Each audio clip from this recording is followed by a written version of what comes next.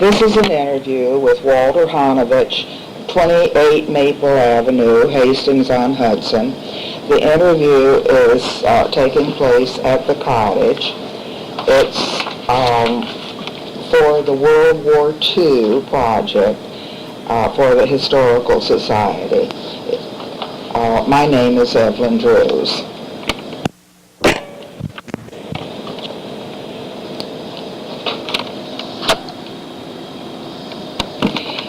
Where were you born, Walter? I was born in Hastings-on-Hudson.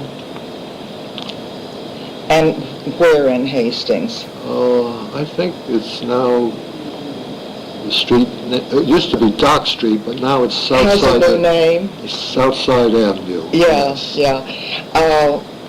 And how many were in your family? There's 4 boys in the family. 4 boys altogether. Altogether, right? Yeah. And tell me what the boys' names were. Michael, John, and William. Mm-hmm. What was your father's name? Harry was my father's name. How did your family happen to come to Hastings? Do you know? I guess my father had friends that were living here in Hastings, and when he left Europe, Russia, he was able to come here because he had friends in Hastings. There was a fairly large Russian population in Hastings early on, wasn't there? Yes, there was a large group of Russians came over and settled in Hastings. Was there a Russian church that you went to? There was a Russian church in Yonkers where my family went. Yes. Yeah. What did your father do to support? He was working at what is now the Anaconda Wire and Cable Company. He worked there. Did you learn Russian when you were a kid? Yes, I went to Russian school when I was young, about 11, 12 years. There was a professor that came over and had a group of Russian students here in Hastings. Do you remember the professor's name? Professor Alexander. He was a professor, I think he lived in Yonkers or New York, and he'd come up to Hastings every week and have a session of learning and writing Russian. Was it just kids, or did adults go too? No, it was mostly young children there. Yes. Were there many children in that class? I would say about 20, 25 at certain times, yes. And you did speak some Russian at home too? Yes, at first I learned Russian and I was able to read it and write it at home, but then after a few years it got away from me. I didn't think I'd ever use the Russian language again, but I'm sorry I didn't keep good knowledge of it. Yeah. But you do, when you hear it now, you still recognize... I can still recognize a few words. And read a little also? I don't know about the reading. The reading would be a little tough. Yeah. Did you go through Hastings School? Yes. Yeah. Do you remember anything outstanding in Hastings School when you were going there? No. Who was the superintendent? John L. Hopkins was the superintendent. Yeah. Yes, he was quite a guy, too. Yeah. Right. One day I was in the 5th grade and he was in a hallway talking to somebody, and I just walked between them. He called me back. He says, "Young man," he says, "you should excuse yourself when you walk between people or interrupt somebody." From that day on, I was always careful to excuse myself when I had a chance to. Right. Yes. Were all of your brothers tall and thin? Yes, they're all tall and slim. Yeah, were they athletic? Did they do anything with that? Bill was a good basketball and football player. Uh-huh. Yes. And Michael, he didn't participate in sports. Yeah. What was your special interest? Did you, I liked basketball. I played varsity basketball, and I was interested in, I liked science, physics, chemistry. No, I'm not chemistry, I'm sorry, physics I like. Do you think that's the reason your son had the scientific interest? Yes, I think, Yeah. he took an interest in physics. Right. And what year did you graduate? It was 1933. And tell me what happened to you after you graduated from high school. Was it hard to get a job? Yes, it was, yes. Yeah. Yes. So what did you do at that point? Just, I guess,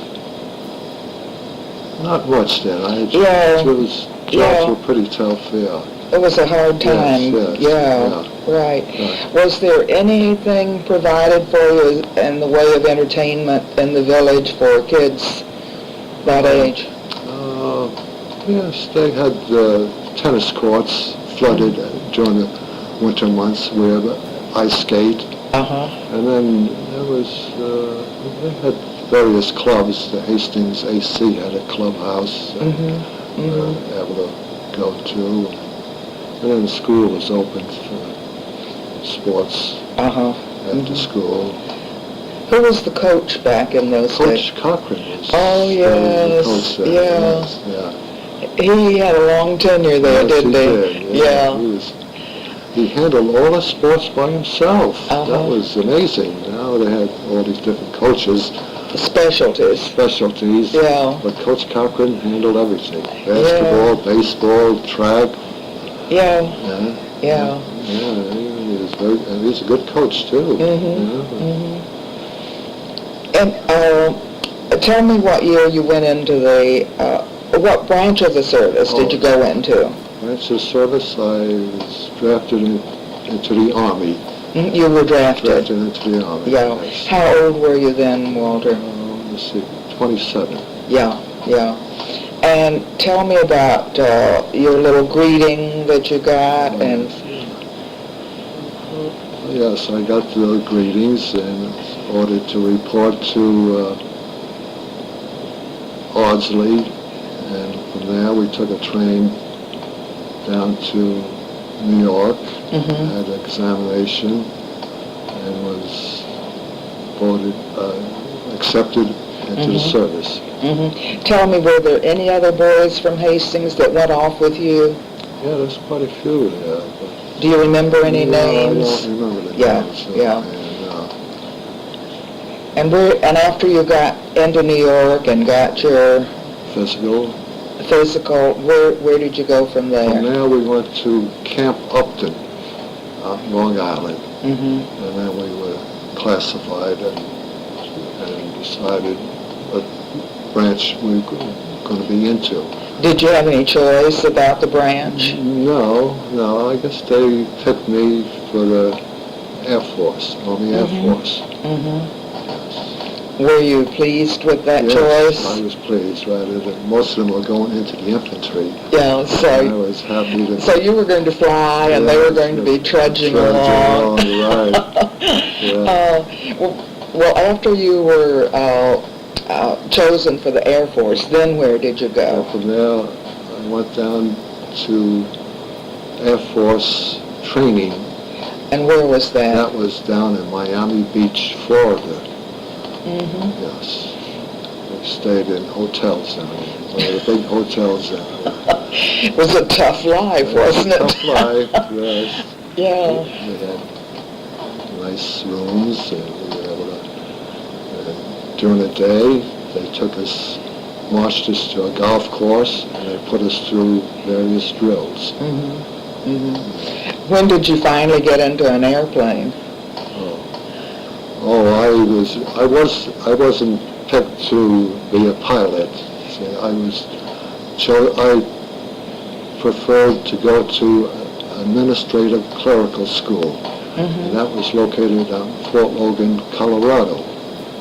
So after training on the golf courses of Miami Beach, I was shipped out to Fort Logan, Colorado.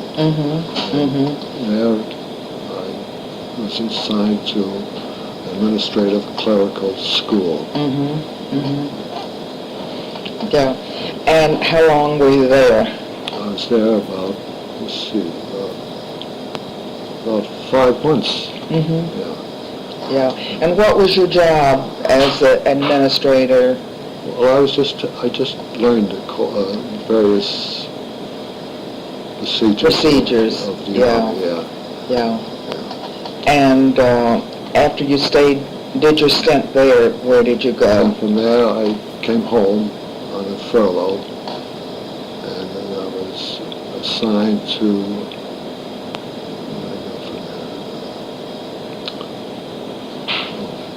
I was told to report to Drew Field. Where is that? Tampa, Florida. And that's where I took training as soldiers, regular soldiers training. Be ready to ship out for... Listen, tell me, when you were home, I remember Georgia told us about having seen you in your uniform, and she was pretty impressed with how handsome you looked. Was that when you were home on furlough that you met Georgia? No, it was later on, not the first furlough I had. The first furlough I had was a short visit here. And then I was shipped down to... After St. Patrick's Day. Okay, now you were in Tampa, and what were you doing in Tampa? Getting ready to go through various training procedures. How to put a uniform, how to put gas mask on, and various different protective devices. Did that make you think you were going to go someplace special? Yes, yeah. Where did you think you were going with that kind of training? Some sort of a protective covering and repellents, so we figured we were going to North Africa. So that's where Is that where you went? That's where we went. Yeah. How did you get there? Tell me about the trip. Oh, the trip. It's a very interesting trip. We left Norfolk, Virginia on a ship, and it took... Do you know the name of the troop? Was it a big troop ship? It was a luxury liner converted to a What was it, Walter? It was the SS Mariposa. It was a luxury liner that ran from Los Angeles to Hawaii and back. In those days, it was considered one of the luxury liners. So you really traveled in very nicely, didn't you? They converted those rooms, staterooms, into bunk beds. I think it was 10 in a room, 5 on each side. Which bunk did you get? I think I had one of the lower bunks, so I didn't have to climb up. So I was lucky there. So we were on this ship. We left December 20th from Newport News. What year was that now? 1942. And then we sailed from there. We went by ourselves. No destroyer escort or anything. It was a full ship. I can't remember how many on it. It was a full ship of soldiers. And we sailed from there. We went down Atlantic to South America to Rio de Janeiro. We turned into the harbor there and refueled. And from there we left shortly after we arrived there, and then went down way to the tip of Africa and went around the Cape of Good Hope up Indian Ocean and into the Red Sea, and we docked at Cairo, just outside of Cairo. Mm-hmm. El Kabrit was the Egyptian port we landed. What kind of equipment did you have with you? Did the men carry their own equipment, or? Yes, we had our own rifles. We had our duffel bags with Mm-hmm. With your. various Mm-hmm. equipment, Yeah. and shoes, and whatever needed. How many days did that trip It take, took Walter? 42 days. We landed in Egypt on February 1st, and the best part of the trip was on a stormy day, we'd have a rainstorm come in, we'd all get on deck, get a bar of soap, and we're able to take a freshwater shower. And That you. was a treat. Yeah, a lot of men out cavorting around. Right. Yeah. Just Yeah. enjoying this shower, rainstorm, and Uh-huh. able to get a clean. Were you men worried about where you were going and Yeah, it was- anticipating what? Yes, they were always talking about, I wonder where we're going. We had no idea where we were going, Mm-hmm. but we figured we were going somewhere where we could expect trouble, so we were concerned. Yeah. Well, you certainly had enough time on the ship, didn't you? Sure. Yeah. You got to know the men pretty well. Yeah, and what happened, I got involved in a little gambling, and I lost a couple of months' pay, so from there on, I gave up. Gave up gambling. Right. Yeah. Well, what else was there to do on the That's ship right. There wasn't much activity. besides playing cards? Or walking around the decks, enjoying the No shuffleboard or swimming pool or anything. Nothing like that. Yeah. We couldn't use. So that was just had a while away to time. Yeah. And no USO entertainers. No, not on board there. Yeah. We ate good though. We had good meals. And, Yeah. we had to wait in line, but Was that from your own mess? Was that from your own cooks? The army set up. The army set up. Yeah. Cooks. Mhm. The army and Yeah. cooks. They had provisions on board. Not much fresh fruit or vegetables or We had to start with, then they were ran used out. up. Yeah. Okay, tell me when you got off the ship, what happened there? Which kind of camp? What kind of camp did you go to there? We got off the ship, and it's the strangest looking. I looked at the dirt on the ground. It was different. It had an old look to it. I was afraid to even sit on it. That was near Cairo? El Kabrit, Egypt, Uh-huh. just outside of Cairo. What color dirt? Describe it. It was a strange looking dirt. And it's like it was so old and ancient. Yeah. And Yeah. I was afraid to even sit on it, so I Yeah. moved around to find a place where I could sit on a rock or something. But on the dirt, I didn't want to sit into the dirt. Yeah. It looked so strange. Did you find out what the composition was that made it look so strange? No, I never found out. Yeah. Was anything growing? No, it was sand. It was just sand and Yeah. no, hardly any vegetation. Mhm. And how did you live there? Did you have? From there we went inland and we stayed in barracks. They Yeah. had some sort of a barracks made up for us there. Mhm. And we were able to stay there and get ready to advance further into North Africa. Mhm. Yeah. And then tell me the next step. From there, we got ready and we moved by plane. Some of us did by plane up to Tripoli. How were you chosen, the people who were going to Tripoli?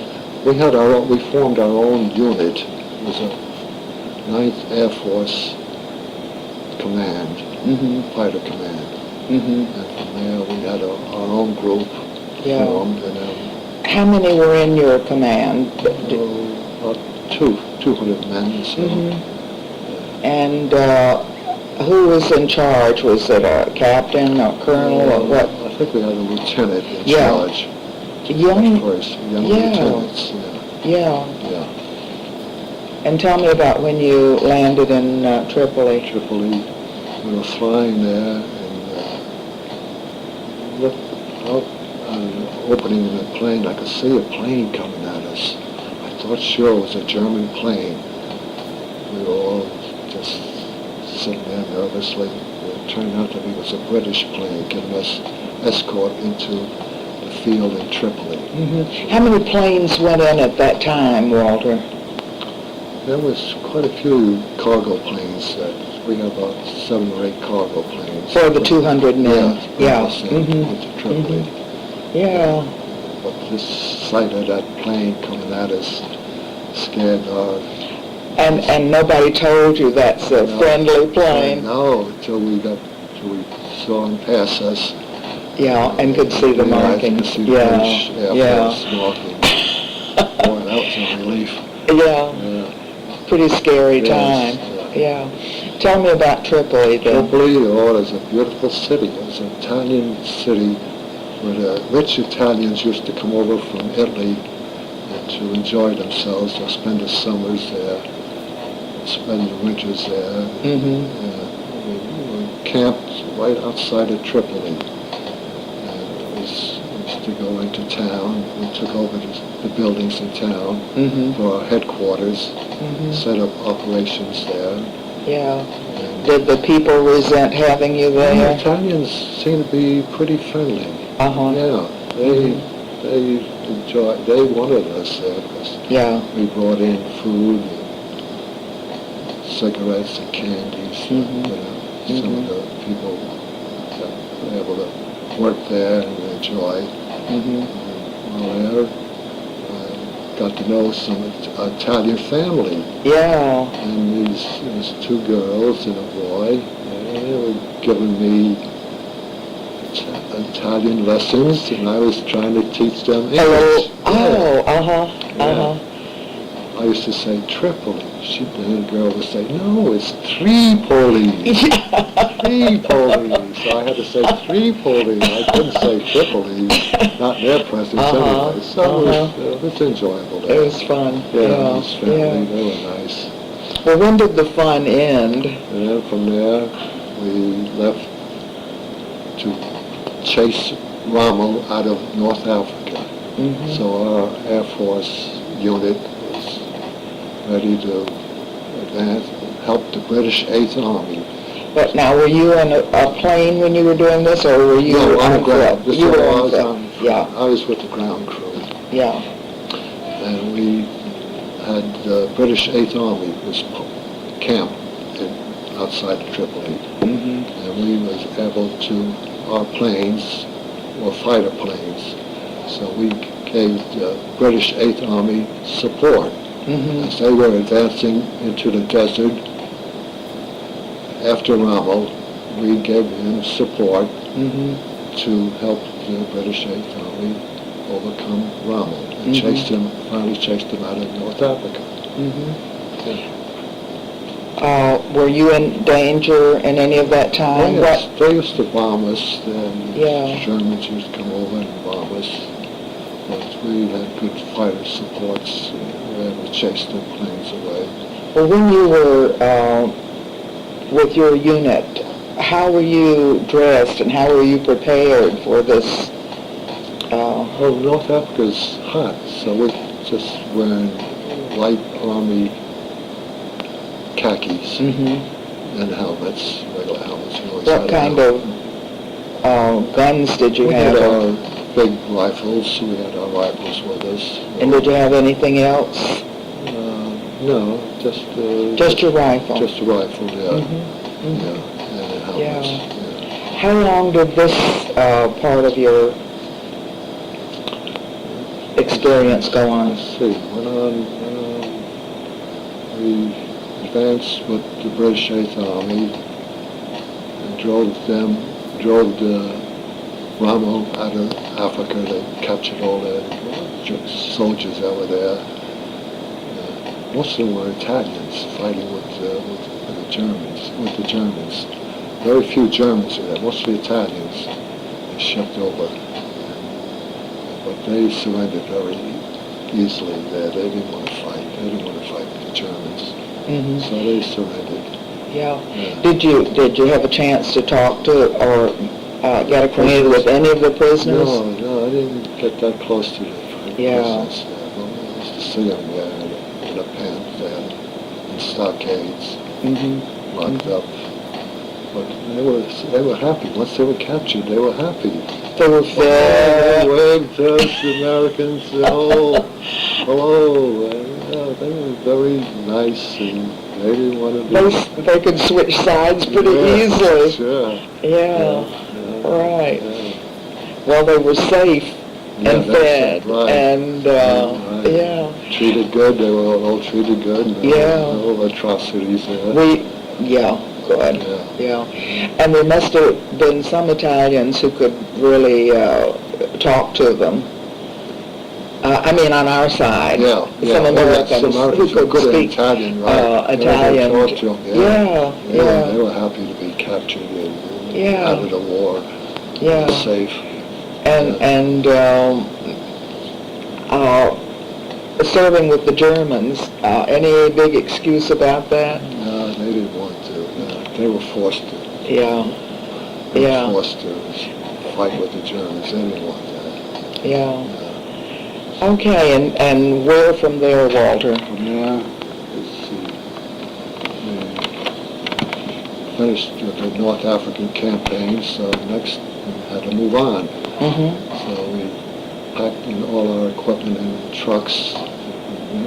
Back from Tripoli, we went back to Cairo Mm-hmm. and got ready there to leave North Africa. Did you have a little rest there? Yes, I had Yeah. a rest there. That's when I was able to get to Cairo, visit Cairo.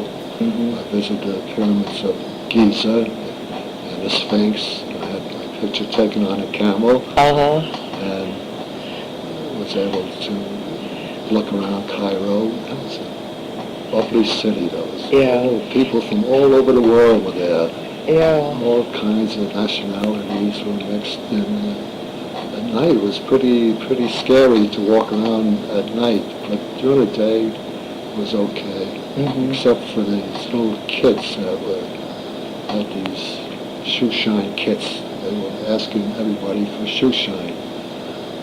You got a shoe shine for one kid, you paid them, then you walk down the street, another one.